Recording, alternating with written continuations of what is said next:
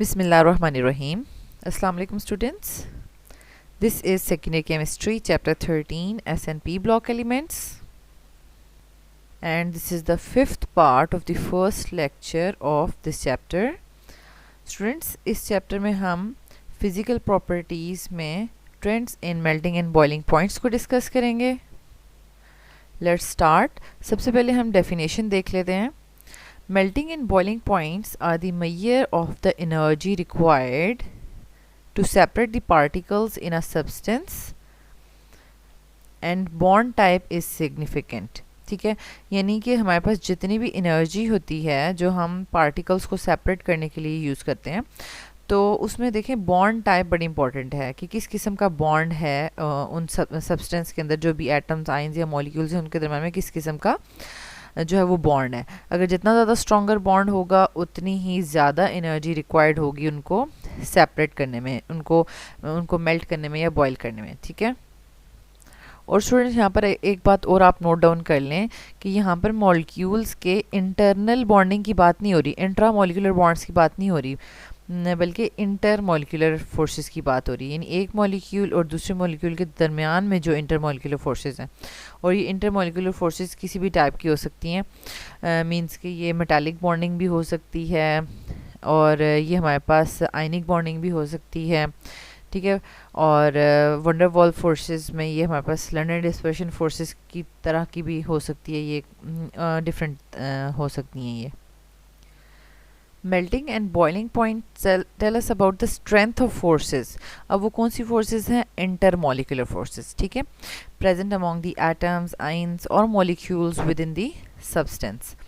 In case of elements, क्योंकि हम जो है वो पीरियड 3 एलिमेंट्स की बात कर रहे हैं. ठीक है, तो इन केस ऑफ एलिमेंट्स हमारे पास मेल्टिंग एंड बॉइलिंग पॉइंट्स क्या बताएंगे?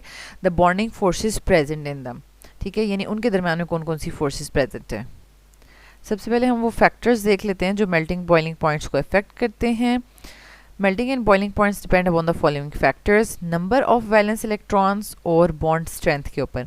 इसका क्या मतलब हुआ कि जब हम ये कह रहे हैं कि एक जो भी एलिमेंट है हमारे पास, ठीक है, और दूसरा एलिमेंट के दरमियान में जो इंटरमॉलिक्यूलर फोर्सेस हैं, तो वो उनके वैलेंस इलेक्ट्रॉन्स पे डिपेंड कर रही हैं. ठीक है, जितने ज़्यादा वैलेंस इलेक्ट्रॉन्स होंगे उतनी वो स्ट्रॉन्ग फोर्सेस होंगी और उतना ही उनके इन जो एटम्स या मॉलिक्यूल्स हैं उनको अलग करने में मेल्टिंग या बॉइलिंग में ज़्यादा एनर्जी रिक्वायर होगी. ठीक है, और अगेन वही बात है कि बॉन्ड स्ट्रेंथ, जितना स्ट्रॉन्गर बॉन्ड होगा उतना ही मेल्टिंग बॉइलिंग पॉइंट जो है वो हाई होगा. अब हम देख लेते हैं कि इसका जो प्रैक्टिकल रिजल्ट्स हैं वो क्या हैं. तो स्टूडेंट्स, ये हमारे पास एक प्रैक्टिकल ग्राफ आ रहा है जो आपको अपनी बुक्स में भी देखने को मिलेगा. और अगेन ये आपको एक रेगुलर सा ग्राफ नहीं लग रहा. ठीक है, यानी स्टार्टिंग में रेड में जो है वो हमारे पास मेल्टिंग पॉइंट्स हैं और ब्लू में जो हमारे पास बॉइलिंग पॉइंट्स हैं. तो जब हम सोडियम से आर्गॉन की तरफ मूव कर रहे हैं लेफ़्ट टू राइट, तो पहले ये इंक्रीज़ आ रहा है, देन डिक्रीज़ आ रहा है. ठीक है, तो ये इरेगुलर सा ट्रेंड है. तो इसको आपने किस तरीके से जो है लिखना है और इसकी रीजंस कैसे एक्सप्लेन करनी है. अगेन आपने जो है वो पहले बताना है कि period 3 elements show irregular trend for melting and boiling points. ठीक है, उसके बाद आपने 3 पॉइंट्स में अगेन इसको एक्सप्लेन करना है.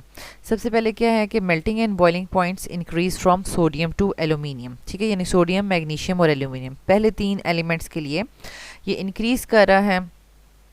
ठीक है, अब रीज़न क्या है? Due to the increasing strength of metallic bonding. यानी अब हम यहाँ पर ये बता रहे हैं कि यानी सोडियम के वैलेंस शेल में अगेन 1 इलेक्ट्रॉन था, मैग्नीशियम के वैलेंस शेल में 2 इलेक्ट्रॉन्स हैं और एल्यूमिनियम के वैलेंस शेल में 3 इलेक्ट्रॉन्स हैं. तो इनके जो वैलेंस इलेक्ट्रॉन्स हैं ना, यही मेटालिक बॉन्डिंग में यूटिलाइज हो रहे हैं. ठीक है, तो इनकी जो मेटालिक बॉन्डिंग है वो स्ट्रॉन्ग होती जा रही है, सोडियम टू एल्यूमिनियम. ठीक है, वो क्यों इंक्रीज हो रही है? Larger number of binding electrons की वजह से, ब्रैकेट में मैंने लिख दिया है, एंड ग्रेटर चार्ज डेंसिटी की वजह से. अब चार्ज डेंसिटी का क्या मतलब है? चार्ज डेंसिटी मींस कि जो सोडियम का एटम है वो लार्जर इन साइज़ है, मैग्नीशियम का उससे थोड़ा छोटा है, एल्यूमिनियम का इससे भी छोटा होगा. ठीक है, और उसके ऊपर चार्ज देखें, पहले के ऊपर +1 चार्ज है, दूसरे के ऊपर 2 और फिर तीसरे के ऊपर +3 चार्ज हो गया. ठीक है, यानी इसका मतलब है कि साइज़ छोटा होता जा रहा है और चार्ज ज़्यादा होता जा रहा है। तो चार्ज जो है स्मॉल साइज़ में जब ज़्यादा चार्ज स्मॉल साइज़ में होगा तो वो क्या हो जाएगा, लार्जर चार्ज डेंसिटी। तो जितना ज़्यादा लार्जर चार्ज डेंसिटी होगी तो उतना ही एक मेटल एटम दूसरे मेटल एटम के साथ स्ट्रांगली बाइंड हो जाएगा। ठीक है, तो उसको उसका मेल्टिंग एंड बॉइलिंग पॉइंट जो है वो ज़्यादा हो जाएगा। तो ये प्रॉपरली इसकी रीज़न लिखी हुई है कि mainly due to increasing strength of metallic bonding, और दोनों जो रीजंस हैं, एक तो बाइंडिंग इलेक्ट्रॉन्स इंक्रीज़ कर रहे हैं और दूसरा चार्ज डेंसिटी इंक्रीज़ कर रही है। इसकी वजह से जो है वो सोडियम से एल्यूमिनियम की तरफ जाते हुए melting and boiling points increase कर रहे हैं। ठीक है, अब यहाँ पर आप देख सकते हैं चार्ज डेंसिटी को, ये जो पीछे आपको ग्रे एरिया नज़र आ रहा है, ठीक है, यानी ग्रे एरिया जो है वो इलेक्ट्रॉन्स की मूवमेंट को शो कर रहा है। यानी इसमें से एक इलेक्ट्रॉन सारे सोडियम मेटल एटम्स ने दिए हैं और जिसकी वजह से आपको ये जो है इलेक्ट्रॉन क्लाउड नज़र आ रहा है। लेकिन जो मैग्नीशियम के मेटल एटम्स हैं उन्होंने हर एटम ने दो दो इलेक्ट्रॉन्स जो हैं वो इलेक्ट्रॉन क्लाउड बनाने में यूटिलाइज़ किए हैं। तो देखिए आपको ये यहाँ पर डेंस एरिया नज़र आ रहा है। ठीक है, ज़्यादा डार्कर और नज़र आ रहा है एरिया, इट मीन्स कि यहाँ पर इलेक्ट्रॉन्स की तादाद ज़्यादा है। ठीक है, अब जो हम सेकंड पॉइंट हम एक्सप्लेन करेंगे about silicon. There is a larger increase in melting and boiling points of silicon. अब सिलिकॉन मेटल से भी बहुत ज़्यादा हाई वैल्यू आ जाती है सिलिकॉन की। ठीक है, मेल्टिंग बॉइलिंग पॉइंट्स की रीज़न क्या है यहाँ पर? रीज़न क्या है कि because it has 4 valence electrons and joint covalent molecular structure like diamond. यानी सिलिकॉन जो है एक तो उसका बॉन्ड अगर इतना ज़्यादा स्ट्रॉन्ग नहीं है, उसका बॉन्ड कौन सा है, कोवेलेंट बॉन्ड है, लेकिन इसकी स्ट्रक्चर बहुत ज़्यादा जॉइंट है। ठीक है, जॉइंट स्ट्रक्चर की वजह से इसके मेल्टिंग बॉइलिंग पॉइंट्स हाई हो जाते हैं। ऑल्दो जो हमारे पास मेटालिक बॉन्ड है वो स्ट्रॉन्गर होता है as compare to covalent bond, तो लेकिन यहाँ पर जॉइंट कोवेलेंट स्ट्रक्चर की वजह से इसके मेल्टिंग बॉइलिंग पॉइंट हाई हो जाते हैं। ठीक है, नेक्स्ट थर्ड आप इसका पॉइंट एक्सप्लेन करेंगे लास्ट, फॉस्फोरस, सल्फर, क्लोरीन और ऑर्गॉन के लिए। Melting and boiling points decrease from phosphorus to argon. ठीक है, अब इसकी रीज़न क्या है? Because these elements exist in the form of simple covalent molecules, यानी छोटे छोटे मॉलिक्यूल्स होते हैं। इसके भी कोवेलेंट मॉलिक्यूल्स हैं लेकिन छोटे छोटे, लेकिन सिलिकॉन का तो जॉइंट स्ट्रक्चर था ना डायमंड की तरह। And have week intermolecular forces, और वो वीक इंटरमोलिकुलर फोर्सेस कौन सी हैं? लंडन डिस्पर्शन फोर्सेस, क्योंकि ये नॉन पोलर मॉलिक्यूल हैं और लंडन डिस्पर्शन फोर्सेस इनमें एग्जिस्ट कर रही हैं। ठीक है, तो इसको आप इस तरीके से देख भी सकते हैं कि ये देखें फॉस्फोरस, ये फॉस्फोरस P4 मॉलिक्यूल की फॉर्म में एग्जिस्ट कर रहा है, सल्फर S8 में एग्जिस्ट कर रहा है, और ये क्लोरीन एग्जिस्ट कर रहा है Cl2 की फॉर्म में, ऑर्गॉन जो है यूनिएटॉमिक मॉलिक्यूल की फॉर्म में एग्जिस्ट कर रहा है। तो छोटे छोटे मॉलिक्यूल्स हैं तो इनके दरम्यान में जो लंडन डिस्पर्शन फोर्सेस हैं वो वीक हैं, दैट्स वाई इनका मेल्टिंग एंड बॉइलिंग पॉइंट भी जो है वो लेस है। तो ये एक एनॉमलस ट्रेंड भी आप जो है वो एक्सप्लेन कर सकते हैं। ठीक है, कि यहाँ पर के फॉस्फोरस से जो है वो या फॉस्फोरस, क्लोरीन और ऑर्गॉन से सल्फ़र का क्यों ज़्यादा है? क्योंकि इसका मॉलिक्यूल बड़ा है। ठीक है, इसका मॉलिक्यूल S8 मॉलिक्यूल है। ठीक है, और जितना ज़्यादा जॉइंट या साइज़ में बड़ा मॉलिक्यूल होगा उसकी लंडन डिस्पर्शन फोर्सेस उतनी ज़्यादा होंगी। ये आप फर्स्ट ईयर में भी बहुत ज़्यादा डिटेल में पढ़ चुके हैं। ठीक है, जितना साइज़ इंक्रीज़ होगा तो लंडन डिस्पर्शन फोर्सेस भी ज़्यादा होती हैं। ठीक है, अब स्टूडेंट्स यहाँ पर ये मेनली आपकी बुक में ना ग्राफ बना हुआ है, तो इसमें थोड़ा सा एक एनॉमलस ट्रेंड भी है। एनॉमलस ट्रेंड कहाँ आपको शो हो रहा है? यहाँ पर शो हो रहा है, क्योंकि देखिए हमने कहा कि मेल्टिंग बॉइलिंग पॉइंट्स इंक्रीज़ कर रहे हैं, लेकिन यहाँ पर हमें ये शो हो रहा है कि जो मेल्टिंग पॉइंट है वो सिलिकॉन का ज़्यादा है और एल्युमिनियम का कम है। लेकिन अगर हम बॉइलिंग पॉइंट देखें तो वो सिलिकॉन का कम हो गया और एल्युमिनियम का ज़्यादा हो गया। ऐसा होना नहीं चाहिए था, यानी एल्युमिनियम के जो है वो मेल्टिंग बॉइलिंग पॉइंट्स कम होने चाहिए थे और सिलिकॉन के मेल्टिंग बॉइलिंग पॉइंट दोनों ज़्यादा होने चाहिए थे। इसको यहाँ पर होना चाहिए था। ठीक है, इसको यहाँ, ये वाले पॉइंट को यहाँ पर होना चाहिए था। ठीक है, यानी हम फिर कहते हैं कि मेल्टिंग बॉइलिंग पॉइंट्स दोनों जो हैं वो एल्युमिनियम के कम और सिलिकॉन के ज़्यादा हैं। ठीक है, तो इसके लिए फिर मैंने जो है वो डिफरेंट सोर्सेज से एल्युमिनियम और सिलिकॉन के मेल्टिंग बॉइलिंग पॉइंट्स की जो वैल्यूज़ देखी हैं तो उनके रिजल्ट्स ये आपके सामने हैं। तो यहाँ पर आप देख सकते हैं कि यहाँ पर तो मेल्टिंग एंड बॉइलिंग पॉइंट्स जो है वो इंक्रीज़ ही हो रहे हैं। देखें एल्यूमिनियम का मेल्टिंग पॉइंट देखें और फिर सिलिकॉन का मेल्टिंग पॉइंट देखें डिग्री सेंटीग्रेड में, ठीक है, इंक्रीज़ ही हो रहा है। फिर बॉइलिंग पॉइंट आप देखें एल्यूमिनियम का, ठीक है, कम है, और बॉइलिंग पॉइंट देखें सिलिकॉन का, इसका ज़्यादा है, इसका ज़्यादा ही होना चाहिए था, ठीक है, लेकिन ये ग्राफ ड्रॉ करने में जो है वो यहाँ पर मिस्टेक हो गई है। नेक्स्ट देखें,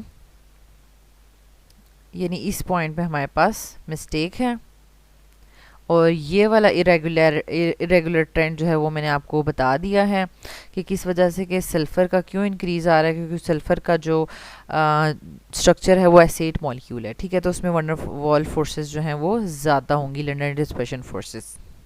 और एक और हमारे पास जो बलूचिस्तान टेक्स्ट बुक है, तो उसमें से मैंने जो है वैल्यूज़ ऐड की हैं। यहाँ पर भी आप देख सकते हैं कि मेल्टिंग बॉइलिंग पॉइंट्स एल्यूमिनियम और सिलिकॉन के, तो ये यहाँ पर जो है वो इंक्रीज़ ही शो हो रहा है, ठीक है, ये देखें, यानी मेल्टिंग पॉइंट ऑफ एल्यूमिनियम से सिलिकॉन का इंक्रीज़ है, फिर इससे भी इसका इंक्रीज़ ही है, ठीक है। तो मे बी ये जो हमारे पास आपके पास जो नेशनल बुक फाउंडेशन की बुक है, तो उसमें यहाँ पर हमारे पास ग्राफ में मिस्टेक होगी, ठीक है। तो इसको अब आपने एनॉमलस ट्रेंड जो है, एनॉमलस ट्रेंड का आपके पास एक अलग से क्वेश्चन आ सकता है, why melting and boiling points of sulphur are higher than phosphorus, chlorine and argon. तो उसको आप बताएंगे कि sulphur consist of eight rings of atoms, और दूसरी लाइन में आपने बता देना है कि these molecules are bigger than phosphorus, यानी फॉस्फोरस का P4 मॉलिक्यूल होता है, ठीक है, फॉस्फोरस, बल्कि ये हमने एंड पे लिखा हुआ है, these are bigger than phosphorus, chlorine and argon molecules, so London dispersion forces will be stronger, leading to a higher melting and boiling points, ठीक है। तो ये क्वेश्चन भी आप अलग से आपसे कॉन्सेप्चुअल क्वेश्चन पूछा जा सकता है। ओके स्टूडेंट्स, अब आपने यहाँ तक trends in melting and boiling points जो है वो अच्छे से अंडरस्टैंड कर लिया है। अब आपने इसको अपनी नोटबुक्स पे नोट्स मेकिंग के लिए कैसे लिखना है ये देखें। सबसे पहले आपने डेफिनेशन लिख ली, फिर factors affecting the boiling and melting points आपने यहाँ पे ग्राफ बना लिया, ठीक है। तो ग्राफ में थोड़ी मिस्टेक तो है यहाँ पर, ठीक है, तो इसको आप छोड़ दें। आपने वैसे रेगुलर ही बताना है कि सोडियम से जो है वो एल्यूमिनियम तक इंक्रीज़ करता है, और फिर सिलिकॉन का जो है ना वो ग्रेटर इंक्रीज़ आता है, ठीक है। सिलिकॉन में जो है वो हमारे पास लार्जर इंक्रीज़ शो हो रहा है, सिलिकॉन का मेल्टिंग बॉइलिंग पॉइंट्स का लार्जर इंक्रीज़ ही शो हो रहा है, उसकी भी रीज़न लिख देनी है, और लास्ट में हमने फॉस्फोरस से आर्गॉन तक डिक्रीज़ कर रहा है, उसकी रीज़न लिखनी है, ओके।